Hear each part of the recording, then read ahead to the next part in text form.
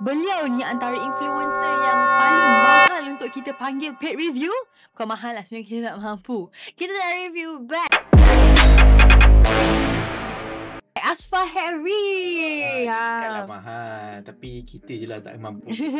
Saya banyak dengar kan, saya tanya kawan-kawan saya, Asfar Harry ni antara influencer yang betul-betul influence. Betul. Dia ada TikTokers, Betul. dia ada influencer, dia ada Insta famous. Influencer ni orang yang boleh influence orang untuk beli. Banyak kali dah kalau saya tanya mana-mana pun nak cakap Asfar Harry antara yang the best. Sebab orang memang dengar. Pergi mana-mana. Pergi mana, you pakai bag ni, you tunjuk habis. You pergi bag ni, tunjuk habis. Contoh cakap Ramen kan. Satu dia dengan best friend. Patut best friend. Dia orang minta saya jadi best friend. Tapi saya cakap macam ni lah, saya husnuzon. Patutlah sampai sekarang tak dipanggil-panggil Betul. Tapi baloi, saya rasa saya kena kumpul duit sikit lagi. Lepas tu kita panggil Asfar Harry sekaligus. Bos tak mampu ke? Saya bukan apa, saya Jom, korang kalau nak shopping ataupun jual handbag dan juga Rolex, klik link dekat bio. Jangan lupa follow. Cuba tengok kat Asfar Harry. So ini adalah Bottega Veneta Andiamo Clutch. Asfar Harry pun dah pakai Bottega banyak sekarang. Banyak. Saya rasa antara Bottega Bottega Nilofa dah. Hajar Nilofa. Kamu nak cakap tak sikit? Ya, sorry. Kamu nak cakap tak? Saya nak share. Kamu nak cakap tak? Saya cakap. Okay. Saya rasa macam ni lah. Saya dah lupa. Saya rasa antara sale yang paling tinggi kat Bottega adalah Asfar Harry. Tak betul lah. Dah semua bag ni kita review semua Bottega. Dia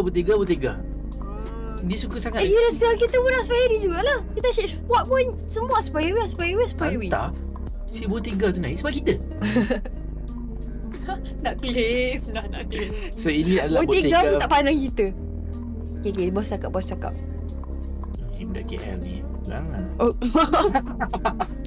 So basically Bottega ni dia memang quite popular. Yang banyak pakai Bottega ni basically macam Hajar Nilofa, Asfar Harry.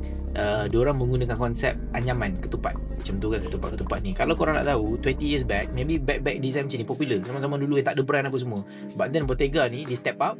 Dia buat dia punya own personal branding. Dia gunakan konsep yang method yang dah lama ada bersama untuk kadut kita. And then semua orang sanggup beli, spend berbelah-belah ribu. And bag yang Asfar Harry pegang ni, mungkin korang nampak kalau korang tak tahu, tak ada knowledge in terms of market pricing, korang akan cakap, oh ini memang mungkin beli bag dekat ni je. Tak bro, harga dia dekat RM15,000 sahaja.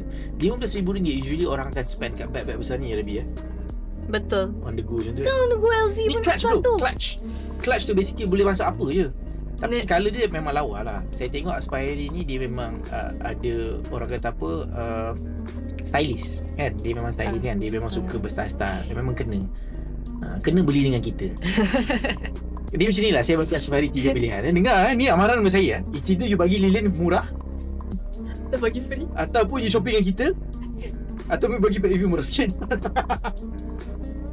Cukup icon tak pada nak bayar. Apa benefit aku kan? Cakap one day. InsyaAllah Asfar Harry Soon. Tapi itu dia. Kita kontra lah. Saya review untuk you. Langsung tak dapat apa. Review view negatif. Jom shopping dan jual melalui Icon Lux. Jimat sehingga 70%, installment serendah RM5 sehari. Jual dan konsign item anda dengan kami. Cepat, DM kita sekarang.